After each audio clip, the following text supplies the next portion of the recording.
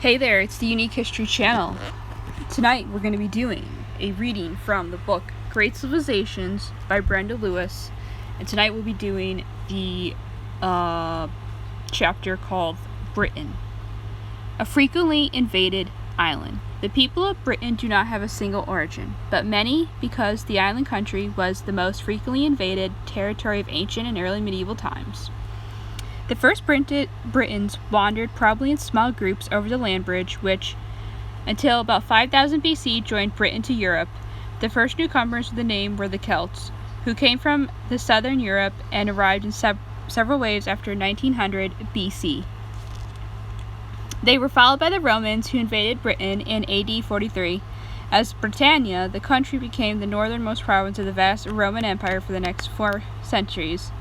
In the 3rd century, while the Romans still had Britannia, new invaders, the Angles, the Jutes, and the Saxons, or the Anglo-Saxons, mainly from northern Germany, came raiding and terrorizing the population. Later, though, the Anglo-Saxons returned as settlers, driving the established British population westwards towards Wales.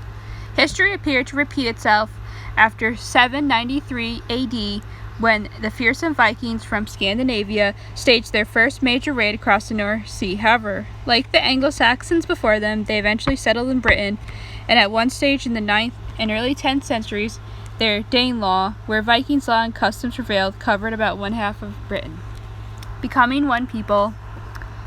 In time and in turn, the invaders mixed with the established population until they lost their original identities and became simply Britons. In 1066, it was as Britons that they faced the last successful invaders, the Normans from northern France, who were themselves descendants of Vikings. Although the Normans subsequently took over the country as their own, they too blended in with the existing population in the course of time. With the Normans, the age of invasions was over, and the multi-origin peoples of Britain settled down to become a single but very invigorated nation. The next people to arrive as immigrants came under different conditions. They joined an established culture and brought it to their particular traditions. The first to establish themselves firmly were the Protestant Huguenots from France, who arrived in 1572 and afterwards in 1685 as refugees from religious discrimination. The Jews, on the other hand, had a checkered history in Britain. They were invited to settle in 1070, expelled in 1290, and invited again this time to stay in 1655. More recent immigration by Indians, Pakistanis, Caribbean peoples, and others have helped to turn Britain into the multicultural, multiracial society it is today. The sovereign's power. Ever since the reign of Alfred the Great, the first ruler who could be called sovereign of all of England, the monarch has been the linchpin of British political life. His or her powers have varied over time. However, they were never absolute, but were always subject to the input of a body of advisors such as the Anglo-Saxon, wit among the Norman, and later nobles who believed they had a natural right to advise the monarch. Later, forming an increasingly influential and ultimately paramount Parliament, relations, good or bad, often centered around the availability of monarchs to condemn themselves to their nobility. Until the 16th century, for instance, a king achieved popularity by success in war. Those who failed in this important regard, such as King John or Edward II, paid the penalty of deep hostility from their nobles. Alternatively, strong, forceful monarchs retained loyalty far more easily. William I, for instance, held his barons all in thrall by exacting homage from them in returns of great feudal lands. Queen Elizabeth I was held in high regard by her subjects for her total devotion to her realm and other personal courage. Parliament supreme. The position of Parliament as focus of political power had been a long, painful gestation. The most frequent case of its disputes with the monarch was the taste of certain kings for their personal power. King John's efforts in this direction were answered when he was forced to sign the Magna Carta, which limited royal powers and protected the barons' rights. John's son, Henry III, sidestepped his nobles and resorted to favorites and was punished for it when the Simon de Montfort, Earl of Leicester, imprisoned him and forced him to call the first recognizable parliament in 1265. Subsequently, along with setbacks, an increasingly powerful parliament persistently frustrated over-ambitious monarchs. Its resolve to prevail was brutally demonstrated to the Stuart king Charles I, who believed kings had a divine right to rule.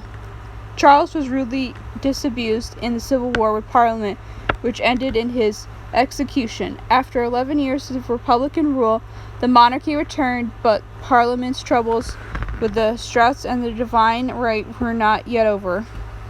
After James II defied Parliament and attempted to restore Roman Catholicism in England, a constitutional monarchy was introduced, putting the monarch under parliamentary control. Britain has ever since been a constitutional monarchy. Fighting Britain. In a much invaded country like Britain, war was inevitably a frequent resort, and from the Celts to the Normans, newcomers were obliged to fight for their stake and claim in bloody and destructive battles. Even after that, Britain has been obliged to take up arms over rivalries with foreign powers, escalating all the way to the First and Second World Wars, and beyond that to the Falkland Wars with Argentina in 1982. Britain's greatest wars have been included in 3 conflicts. There were the 2 before the Civil War, before Charles I in Parliament, and both of those in 1139 and 1455 were contests for possession of the crown. Overseas, there was centuries of bitter rivalry with France, which ended as only in 1904 with the rising power of Imperial Germany began to threaten Western Europe. The rivalry, while it lasted, including the 100 Years' War from 1337 to 1453, in which the French sought to reclaim British ruled territories in France. Later, the 7 Years' War in 1756 to 63 saw Britain and France fight for colonial supremacy in India and Canada. Subsequently, Britain fought to help suppress the ambitions of Napoleon Bonaparte, who had risen to power after the French Revolution. Weapons of war. The warfare of early Britons largely consisted of charging an enemy in a disorganized mass, brandishing swords, battle axes, and uttering fearful war cries. Roman disciplines and tactics proved the fidelity of such message. So did the Normans when they brought mounted cavalry and massed archers into battlings at Hastings in 1066. Subsequently, British fighting methods had become much more organized, and in the 11th and 14th centuries, the strictly trained armored knight on horseback carrying lance and long cavalry sword became the ideal of British fighting men. Also admired for their skills were the long-bowed men, first introduced into warfare in 1277. The longbow enabled a trained archer to fire 4 times for every single shot from a crossbow, and resulting shower of arrows could decimate an enemy advance, and was proven that the English confronted the French at the Battle of Agincourt. However, the invention of gunpowder, reputedly the work of an English monk, Roger Bacon, in 1260 ended the end of this type of warfare, and over the next 10 centuries the power of gun grew mightily until the 2 world wars showed they could obliterate the entire landscape within their line of fire. Reaching overseas. The transatlantic voyages of Christopher Columbus and the subsequent creation of great Spanish empire in Central and South America whetted the appetite of other European powers for overseas riches and the powers that came with foreign possessions. England appeared to be poor in relations with these stakes. Recently emerged from the American War of Roses, and later riveted by religious disputes between Protestants and Catholics. English status, however, had no effect on English ambitions. English traders very much wanted to participate in the valuable commerce with the Spanish American colonies, even though the Spaniards thought it maintained a monopoly and banned foreign intruders from their possessions. However, impudent English sea captains like Francis Drake, regarded by Spaniards as a pirate, resolved to force their way in. During an expedition, which ultimately proved to be the first circumnavigational word by an Englishman, Drake sailed around South America, pillaging Spanish ports along the coast. This, together with subsequent capture of Spanish treasure ships, eventually brought Britain its greatest threat of invasion since 1066, when the mighty Spanish Armada arrived in England and Channel in 1588, the Armada was vanquished, but the rivalry with Spain remained. Planting Britain overseas. Long before the English were setting up their own colonies in the New World, though attempts by Sir Walter Raleigh to found settlements at Roanoke and elsewhere in North America ended in failure, a colony was successfully founded in Virginia in 1607 and received slaves from Sierra Leone 12 years later. More American possessions followed, with the acquisition of formerly Spanish Barbados in the Caribbean in 1625 and Jamaica in 1655. English planters settled there to grow sugar and meet a constantly increasing demand from Europe. The profitability involved was immense. Meanwhile, across the world, the Honorable East India Company had been established in 1600 with a monopoly of the British trade with the Far East awarded by Queen Elizabeth I. However, they clashed with the Dutch and the Portuguese, whom resented the English and intruded into their profitable trade in spices. The English East India Company set up several trading bases in India, notably at Surat in 1612 after English traders made contact with the powerful Mongol Empire. Japan, too, attracted the English, Portuguese, and Dutch, but the Japanese feared foreign influences in 1640 and rejected all intruders except a small colony of Dutch traders. The empire on which the sun never set. From these relatively small beginnings, the British later acquired the greatest empire in the world had ever known. It was said that the sun never set on it because it was always shown somewhere in the territories of the British Empire, which at its greatest extent in the 19th century ruled over 1/4 of the Earth's surfaces and over 1/4 of the Earth's population. After the 7 Years' War with France, the British acquired the prized French territory of New France in Canada and also came to dominate India, which later became known as the jewel in the crown of the empire. The American colonies, which became the United States, were lost after the War of Independence, but a list of British possessions continued to grow, eventually encompassing fresh territories in Southeast Asia, the Caribbean, Africa, Central and South America, and also the Indian and Pacific and Atlantic Oceans. British African possessions also included Sierra Leone, where a colony had been established in 1808 from a settlement of free slaves set up in 1789-92 by British abolitionists.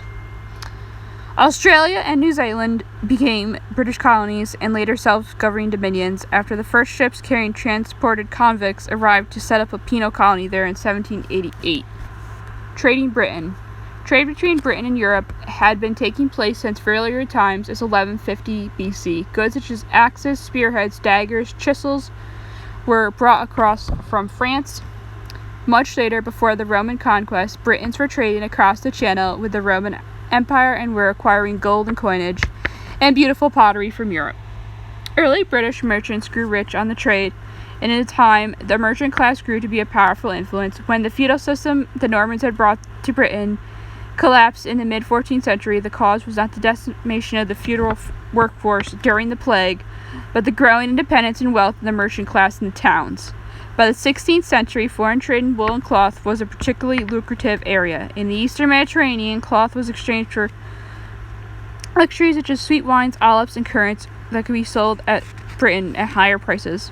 Later, the British Empire made the country a mighty force in the world, although unfortunately the riches that made the ports like Bristol or Liverpool into great entrepôts came from this trade in slaves. Industrial Britain. The industrial innovation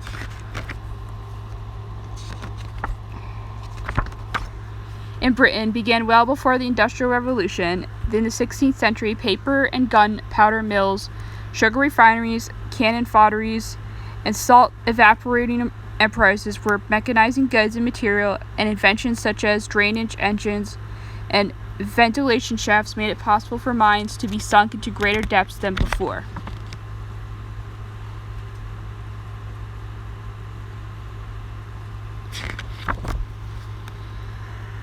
This was especially important at a time when supplies in timber, which had been provided for wood, were running short, and greater emphasis was placed on coal. The first factory in the first in the world, also produced the revolution when it was built in 1702 near Derby to make silk. A special machine was employed to unreel the material from cocoons. The change over to coal brought distinct benefits since coal yielded more energy per unit than any other known fuel. This meant that factories could expand or increase their output. The output from blast furnaces grew as after Abraham Darby showed the way developing coke from coal. In 1709, Darby made marketable iron in coke-fired furnace and soon demonstrated the superior cheapness and efficiency of this fuel by building much larger furnaces than had ever been possible with charcoal. The Industrial Revolution.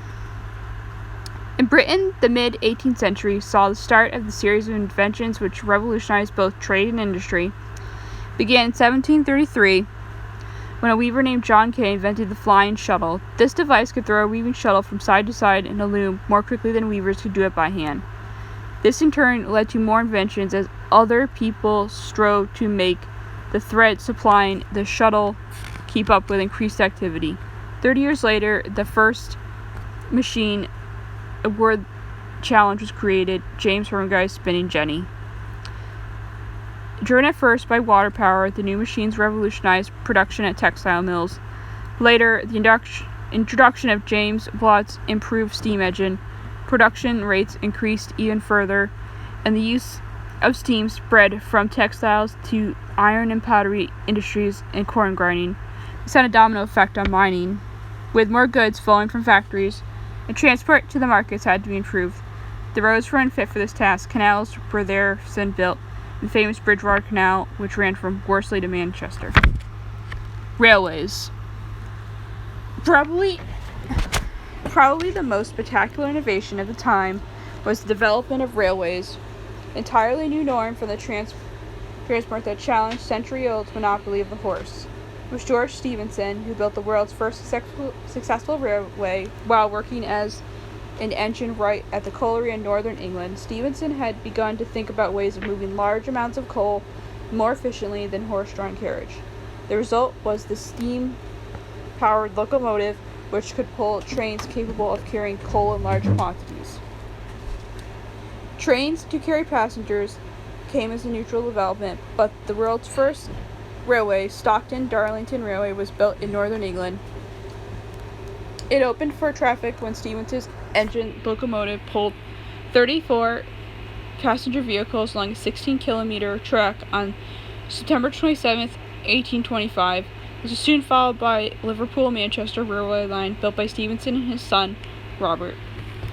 The success of an era of railway mania both in Britain and the United States. Between 1844 and 1846 alone, Parliament gave permission for the construction of more than 400 new railways, and among other engineers who followed the Stephenson's lead was the brilliant Isambard King Brulin, who built the Great Western Railway after 1833. A new technological age. Before long, rapid communications became vital to the new industrialized world. The electric telegraph, a British invention introduced in 1837, spread speedily throughout the Western world. Its adoption facilitated by the relative economy of installing the necessary wires. The early telegraphs were mainly owned by Britain, and before 1900, submarine cables, including the first transatlantic cable laid in 1866, were also British owned. Together with other foreign inventions such as the telephone and radio, worldwide contact on a scale never knew before it became possible by the end of the 19th century. Sea transport had also been revolutionized by the introduction of steam-powered boats, which of the first reliable example was the tug Charlotte Dundas, which operated on a Scots canal in 1802. Later, after 1838, Brunel's great steamships, Great Eastern, Great Britain, and Great Western, became the great liners to use among all across the Atlantic. Parallel advances had meanwhile been made in agriculture with the introduction of the seed drill and the threshing machine. Calculating machines were devised. The analytical engine planned by the English mathematician Charles Babbage and Michael Faraday invented the dynamo. Enter the feudal system. At least from the time of the Celts, around 1900 BC, society in Britain was strictly hierarchical and with its families patriarchal. At the apex of the social pyramid stood the king, and then came the aristocracy, and then the mass common of people who were mainly farmers. Among the Celts, of course, the Druid priesthood ranked second only in status to the king. It was no accident, though, that this sort of arrangement, common in armed forces with commanders, officers, and ordinary soldiers, war contests for possession, rivalries of power, and sheer lawlessness had to be taken as granted for the future of everyday life in early Britain as elsewhere, and society organized itself accordingly. This state of affairs was formalized in the feudal system which came to Britain with the Norman invasion of 1066. Feudalism on mutual self-arrangement was basically a response to this disorder that had blighted Europe after the fall of Roman Empire about 476. It also proved to be a way of bolstering a class structure and underlying royal and aristocratic power. How the feudal system worked. The feudal system was a pyramid, and top was the king, whose vassals, the nobility, owed him feudally and the duty of providing forces for his wars. Soldiers were recruited among the mass of ordinary peasants, who in their turn were the nobles' vassals. Oaths of fealty were solemn, binding contracts sworn before God. To break them was therefore blasphemy, an awesome crime in the age of superstition. However, in return for fealty in the labor of their peasant vassals or villains, nobles were bound duty to protect them in times of danger, if necessary, within their castle walls. The position of a feudal lord was extremely powerful. A demanding lord could treat his villains like slaves, and runaways were common. In the feudal courts, a lord's word was law, and anyone who contradicted risked severe punishments. The villains, for their part, spent 2 weeks a day laboring on their lord's demesnes or feudal estate, and also did boon work in the late summer at harvest time. However, villains too were landowners in a small way. Better off villains might have up to 30 strips of land, poor ones only 3 to 4. End feudalism, enter humanism. After the plague, the feudal system could no longer be maintained. Former villains who survived were liberated by this disaster, since they now could demand higher wages for their work. There was also a new abroad in society typified by the independent merchants who grew from trade, rich from trade, and subsequently the new ideas of importance originating from the Renaissance. A revival of classical learning began around 1450. Previously, humans had been viewed as passive creatures locked into a preset social systems and subject to the will of the god. The Renaissance promoted humanism, a new view of people as masters and potential improvers of their fate. Instead of simply accepting the trials of life, ways were now sought to lighten the burden. In Britain in 1601, the state signaled for the first time its duty to take care of the vagrants, beggars, and other unfortunates, when a poor law was created to raise funds for poor relief. In 1712, Thomas Newcomb invented an atmospheric engine in which all their functions protected miners underground by reducing the danger of the flooding. Medical advances were also improved, and treatments reduced suffering and mortality rates. Philanthropic Britain. Humanism did not create utopia. Many cruelties persisted. Philanthropists were, however, ready to meet this challenge. Their first great campaign was the abolition of the slave trade to British possessions in 1807, and afterwards the end of slavery itself in 1833.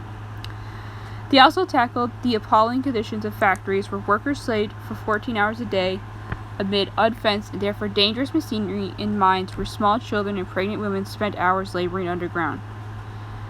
After 1819, legislation was passed by the Parliament to limit the hours and protect factory workers with machines, as well as forbid the employment of women and young children. Trade unions were legalized in Britain in 1825, enabling them to press for better wages and conditions.